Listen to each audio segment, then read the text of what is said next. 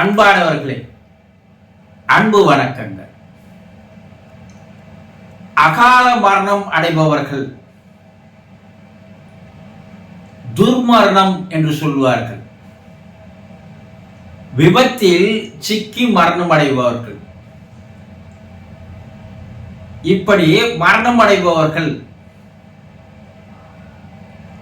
அவர்களுடைய ஆன்மா அடுத்த சில நிமிடங்களில் அவர்களுடைய வீட்டை நோக்கி வரும். கல்லூரிக்கு செல்கிறேன் என்று என்னுடைய மகன் சென்றான். கல்லூரிக்கு போகும் வழியில் விபத்தில் இறந்து விட்டான். கடலில் குளிப்பதற்கு சென்றார்கள், அலை அடித்து அங்கே இறந்து விட்டார்கள். அலை இழுத்து கொண்டு சென்று விட்டது. பஸ்ஸில் பயணம் செய்து கொண்டிருந்தார்கள். பஸ் நேருக்கு நேர் மோதி அதில் இறந்து போகிறார்கள். காரில் பயணம் செய்கிறார்கள். கார் வேறொரு வாகனத்தில் மோதி காரில் சென்றவர்கள் இறந்து போகிறார்கள். ரயிலில் பயணம் செய்யும் போது ரயில்கள் மோதி அதில் இறந்து போகிறார்கள். விமானத்தில் பயணம் செய்யும் போது விமானம் விபத்திற்குள்ளாகி அதில் இறந்து போகிறார்கள். இப்படி பல வகையில் இறப்பவர்கள் எல்லாம் அகால மரணம் அடைந்தவர்கள் என்று கூறுகிறோம். இதை துர்மரணம் என்று சொல்கிறார்கள். தன்னுடைய வீட்டை விட்டு எங்கேயோ ஒரு இடத்தில் பல கிலோமீட்டருக்கு அப்பால் அல்லது மாநிலத்தை விட்டு மாநிலம் தாண்டி அல்லது நாட்டை விட்டு நாட்டையே போய் தாண்டி இறந்து போகிறார்கள். இறந்ததாக செய்தி வருகிறது.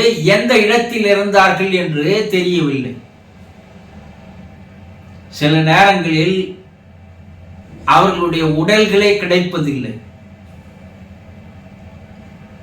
அப்படி இறந்து போகிற ஒரு வீட்டில் இருப்பவர்கள் கடைசி நேரத்தில் அந்த உடலை பார்க்க முடியவில்லையே என்ற ஆதங்கம், வருத்தம் அந்த குடும்ப உறுப்பினர்களுக்கு இருக்கிறது. அப்படியே உடல் கிடைத்தாலும் கூட சிதைந்து அந்த உடலை பார்க்க முடியாத அளவிற்கு மருத்துவமனையில் அதை பேக்கேஜ் செய்து அதை தருகிறார் இல்லையா? இப்படி பல்வேறு நிகழ்வுகள் நடக்கிறது என்று நாள்தோறும் பார்த்து வருகிறோம். இப்போதெல்லாம் நாள்தோறும் அளவுக்கு அதிகமான அகால மரணங்கள் நடக்கிறது. விபத்துக்கள் அதிகமாகி வருகிறது. அப்படி எங்கேயோ போய் விபத்தில் சிக்கி இறந்து போனாலும் கூட உடல் கிடைக்கவில்லை என்றாலும் கூட, ஆனா இறந்த அந்த நிமிடம் அந்த உடலை விட்டு வெளியேறுகின்ற ஆன்மா சில நிமிடங்களில் தான் வசித்து வந்த வீட்டை நோக்கி வந்துவிடும். சிலர் சொல்லுவார்கள், காலையிலிருந்து என் மனதே சரியில்லை, ஏதோ கெட்டது நிகழப் போகிறது என்ற ஒரு எண்ணம் எனக்கு ஏற்படுகிறது, ஏன் என்று எனக்கு தெரியவில்லை என்று பலர் கூறுவதை கேட்டிருப்போம். அந்த நிமிடம், அங்கே விபத்து நடந்து உயிர் பிரிகின்ற நிமிடம், அந்த வீட்டில் இருப்பவர்களுக்கு அதனுடைய அறிகுறிகள் தெரிய ஆரம்பித்துவிடும். அல்லது அந்த ஆன்மா வீட்டை நோக்கி வந்து சேர்ந்தவுடன் அந்த வீட்டில் இருப்பவர்களுடைய மனங்களில் ஏதாவது சில மாற்றங்களை ஏற்படுத்தி தான் இறந்து விட்டதை எடுத்து கூறுவதற்கு முயற்சி செய்யும். என் மனசே சரியில்லை, காலையிலிருந்து என்னன்னு தெரியல. என்னுடைய கணவர் திரும்பி வந்தாதான் என் மனசு சாந்தியாகும். ஏதோ அவருக்கு ஏதோ நடக்க போவதாக, நடந்ததாக என்னுடைய உள்ளுணர்வு கூறுகிறது என்று சொல்லுவார்கள். என்னுடைய மகன் திரும்பி வந்தால்தான் என்னுடைய மனசு அமைதி பெறும் என்று தாய்மார்கள் சொல்லுவார்கள் இல்லையா? இதெல்லாம் என்ன, அவர்களுக்குள்ள அந்த குடும்ப உறுப்பினர்களிடையே அந்த மனதில் ஏற்படுகின்ற அந்த கலக்கம் என்னன்னா, அப்படி விபத்தில் இறந்து போகிறவர்கள் ஆன்மா அந்த வீட்டிற்குள் வந்து இருப்பதை தெரியப்படுத்துகின்ற அறிகுறிகள் ஆகும்.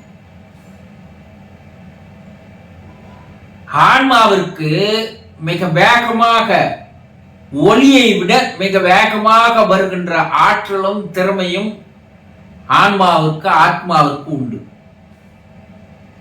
நிமிட நேரத்தில் நாடு விட்டு நாடு போகின்ற திறமையும் ஆற்றலும் அந்த ஆன்மாவுக்கு உண்டு. ஒரு நொடியில் உலகில் எந்த மூளைக்கு வேண்டாலும் செல்லும், மறுபடியும் திரும்பி வரக்கூடிய ஆற்றல் ஆத்மாவிற்கு உண்டு.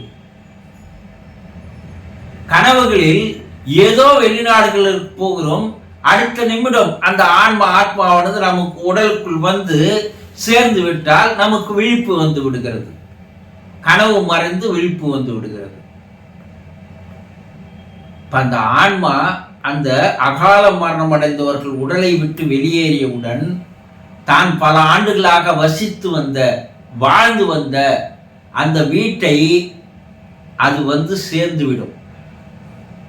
அதற்குண்டான திறமையும் ஆற்றலும் அந்த ஆன்மாவுக்கு உண்டு. அது உலகில் எந்த மூலையில் இறந்து போனாலும் அந்த ஆத்மா அடுத்த சில நொடிகளில் அந்த வீட்டிற்குள் வந்துவிடும். அப்போ இறந்து போகிறவர்கள் எங்கேயோ இறந்து போய்விட்டார்கள், அவர்களுக்கு நாங்கள் எதுவும் செய்ய முடியவில்லையே, எந்த சடங்கும் செய்ய முடியவில்லையே, எந்த பரிகாரங்கள் செய்ய முடியவில்லையே என்று பல பேர் ஆதங்கப்படுவதை பார்க்கிறோம். அந்த ஆத்மா உங்கள் வீட்டில் தான் இருக்கிறது. அந்த ஆத்மா அமைதி அடைவதற்கு, சாந்தி அடைவதற்கு, ஏன்னா எதிர்பாராத ஒரு பிரிவு, தான் திரும்பி வீட்டுக்கு வரப்போகிறோம் என்று சென்றவர் திரும்பி வரவில்லை, உடலும் வரவில்லை. அப்ப அந்த ஆத்மா வந்திருக்கிறது. அந்த ஆத்மாவிற்கு நீங்கள் அதற்கு பிடித்தமான உணவுகளை படையிலிட்டு அது விளக்கேற்றி அவருடைய படத்தை வைத்து அந்த ஆத்மா சாந்தி அடைய நீங்கள் பிரார்த்தனை செய்ய வேண்டும். ஆக எங்கேயோ இறந்து விட்டார்கள், அவர்கள் எங்கே திரும்பி வரப்போகிறார்கள்? உடல் வராது, ஆனால் அந்த ஆன்மா பல ஆண்டுகளாக உங்களோடு வாழ்ந்து வந்த அந்த ஆன்மா, அதன் மனம் உங்களுடைய உறவுகளை மறந்து விடாது, அது வந்துவிடும்.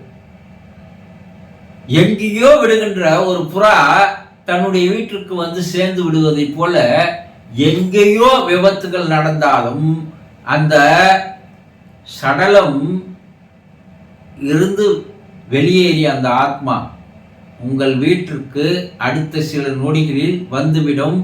தான் இறந்து விட்டதை உங்களுக்கு சில அறிகுறிகள் மூலமாக தெரியப்படுத்தும் என்பதை புரிந்து கொள்ளுங்கள். சந்தோஷம்.